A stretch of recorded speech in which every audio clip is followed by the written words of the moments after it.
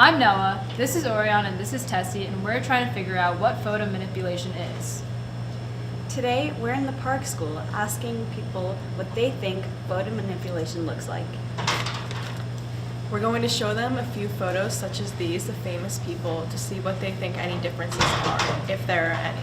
Let's find out what they think. So do you see anything wrong with this photo or anything that was edited?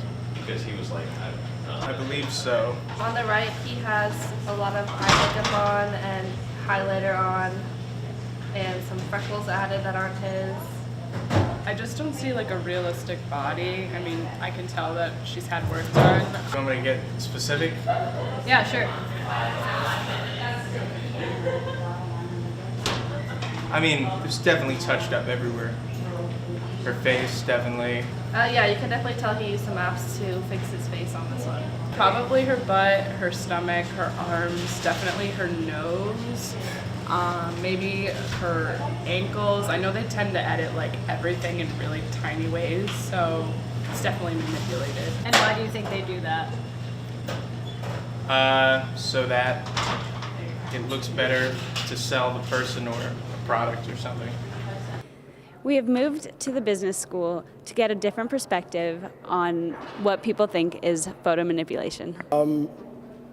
The shoes, kind of, I don't really know how to explain it. Like there's red here, so it doesn't really look properly. Do you see anything different with this person's features at all, like their nose shape or anything? Yes, their nose is thinner and definitely lips are bigger. It looks like lip injections. Also, the reflection kind of seems odd to me, What about the reflection seems odd? that she's kind of bent in reverse. The face also looks thinner, like more oval shaped, whereas the one on the left, it's more like chiseled, if you will. Her belly is a lot skinnier outside of like the reflection. Her belly is chubbier or wider. And do you have a definition of photo manipulation?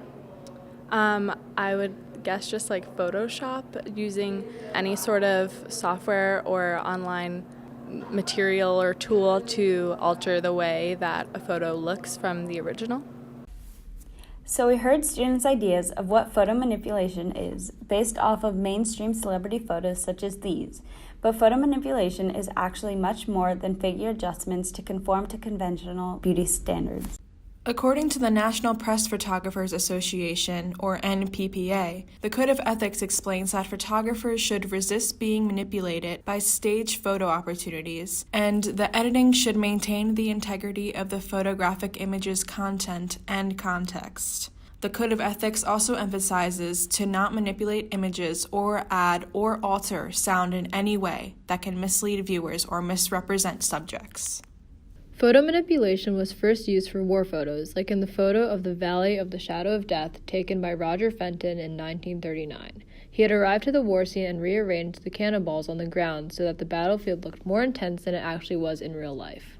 Moving from the past and into the present, photo manipulation has expanded from war photos and into other modern platforms. We talked with different professionals in the photography field to better understand their different perspectives on the ethics behind photo manipulation.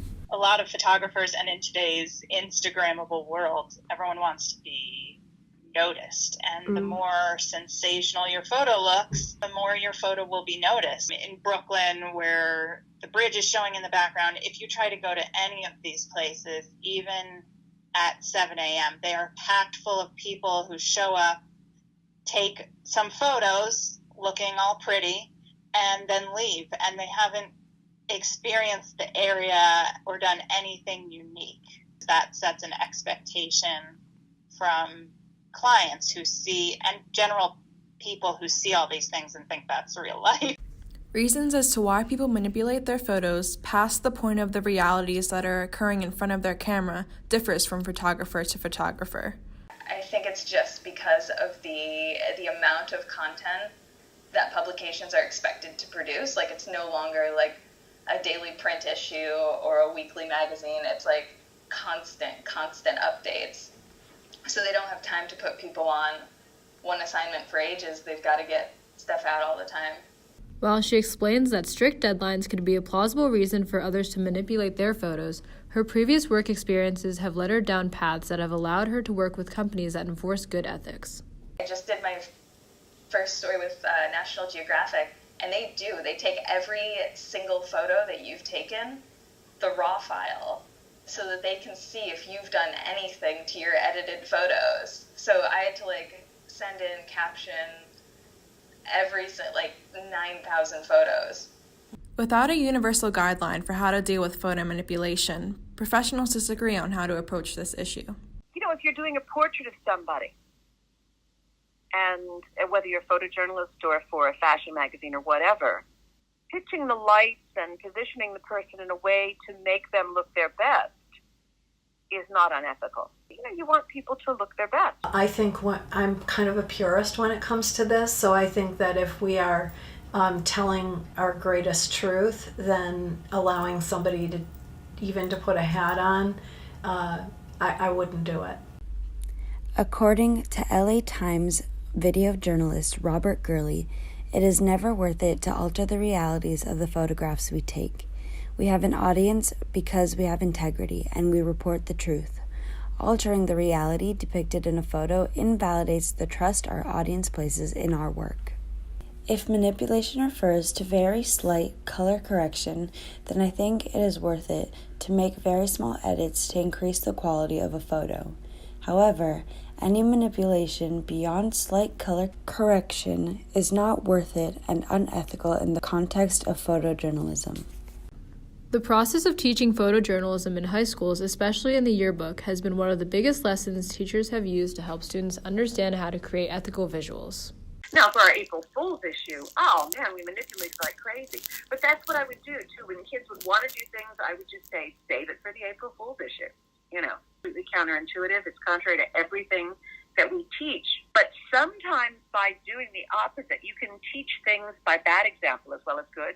If you're not being a purist about the tenets of journalism when it comes to seeking the closest possible version of truth that you can find, then you can go down a slippery slope there.